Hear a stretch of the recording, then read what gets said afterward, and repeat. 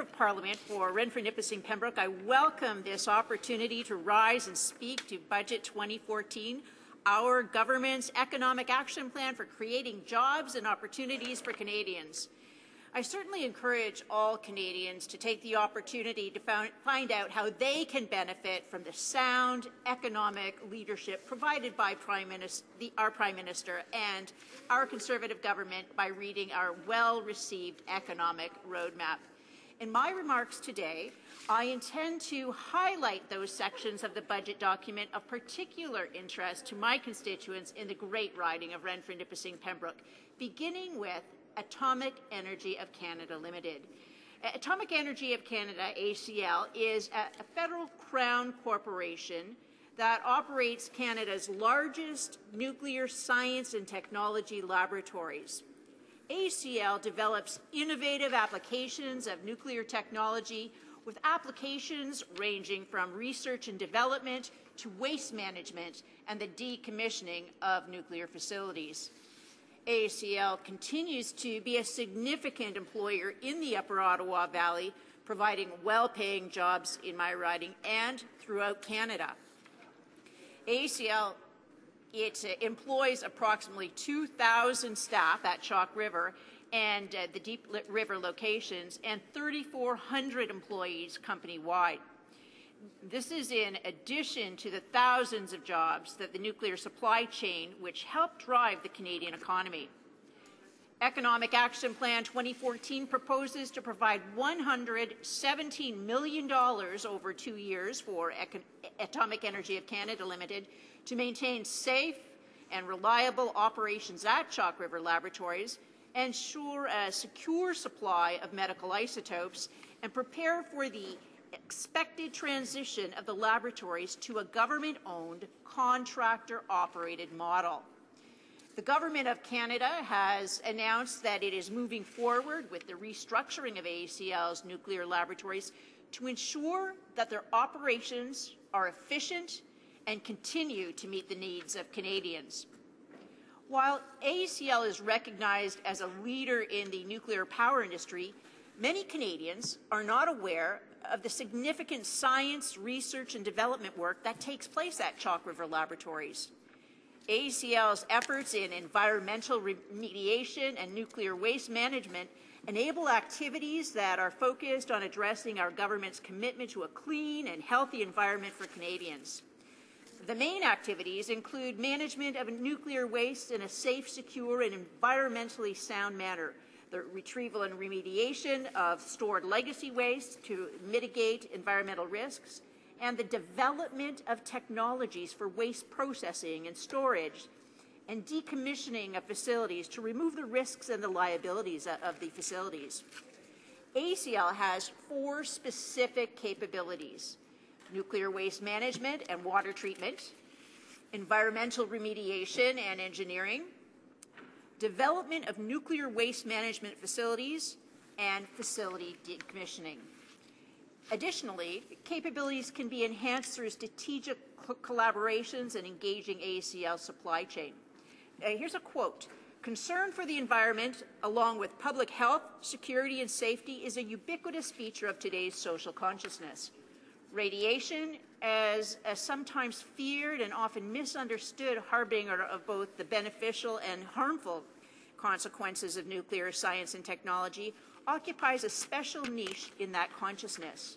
On the one hand, high-tech, clean nuclear energy provides the means for sustaining our lifestyles while avoiding millions of tons of greenhouse gas emissions and mitigating the environmental consequences of climate change and extreme weather events.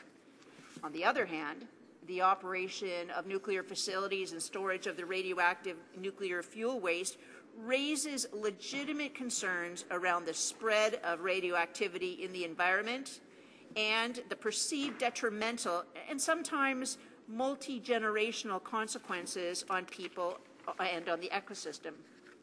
This equation, balancing benefits for people against real or perceived harm to the environment, applies to nearly all nuclear activities, including radiation therapy, nuclear medicine, and the production and use of medical and industrial isotopes.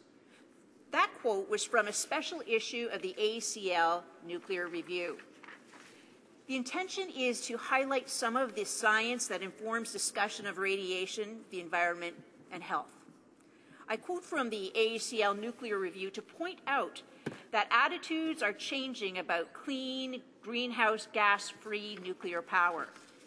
The environmental movement, particularly the more mature individuals in the movement, are recognizing that a green future needs nuclear power. Those of us who believe that nuclear energy has a critical role to play to ameliorate the effects of global climate change were encouraged by a recent open letter to environmentalists signed by such people as Dr. Ken Caldera, Senior Scientist, Department of Global Ecology, Carnegie Institution, and Dr. James Hansen, Climate Scientist, Massachusetts Institute of Technology. These and other like-minded individuals are urging those individuals who are truly concerned about the environment to support the development of safer nuclear energy systems like Canada's success story, the CANDU system. To quote their open letter to environmentalists, "No energy system is without downsides. We only ask that energy system decisions be based on facts and not on emotions and biases that do not apply to 21st century nuclear technology. The time has come for those who take the threat of global warming seriously to embrace the development and deployment of safer nuclear power systems as one among several technologies that will be essential to any credible effort to develop an energy system that odes not only on using atmosphere as a waste dump." End of quote. I have no doubt that the same radical environmentalists that recommended forcing rural Ontario to accept wind turbines, industrial wind turbines, and the out-of-control electricity rates that are bankrupting Ontario hydro customers were the same individuals that convinced the Ontario Liberal Party to turn its back on the Canadian nuclear success story. The so-called Green Energy Act is forcing people in rural Ontario to have to choose between heating and eating. I mention this because one of the architects of the disastrous policy in Toronto is now the principal advisor to the Liberal Party in Ottawa. Gerald Butts, called the puppeteer by the media for the way he controls the Liberal leader, would like to introduce a new version of the disastrous national energy policy of the 1980s that's causing electricity bills to skyrocket in Ontario. Worst of all, the cornerstone of an updated Liberal NEP is a carbon tax. Ontario needs to cancel its high electricity rate policy. That policy is forcing our manufacturing industry and the jobs that go with it to flee to the American border states that benefit from Ontario Hydro paying them to take power from industrial wind turbines that nobody here wants. Liberal economic policy has turned Ontario from being the economic engine of Canada to a have-not province. The future is nuclear for reliable economic greenhouse gas-free electricity brought to you by the 70,000 Canadians that are employed in the Canadian nuclear industry, including the close to 3,000 people employed at Chalk River Laboratories in AECL. As time permits, the other area that I would like to focus on in Budget 2014 is our Defence Procurement strategy. Our government's procurement strategy is a perfect fit with Innovation Valley North. Innovation Valley North, in addition to developing synergy between existing Ottawa Valley employers, looks to build on AECL as well as CFB Petawawa to stimulate local employment by creating a local supply chain. As my riding of Renfrew, Nipissing, Pembroke is home to Canadian Forces-based Petawawa, this strategy is of particular importance as our government ensures that our military has the right equipment to do the best job.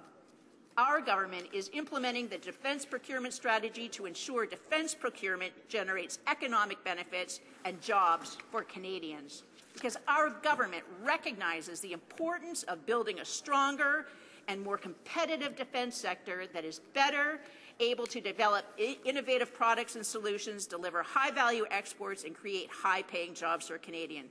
The Defence Procurement strategy has 3 key objectives that I'll talk about a little bit later. Question.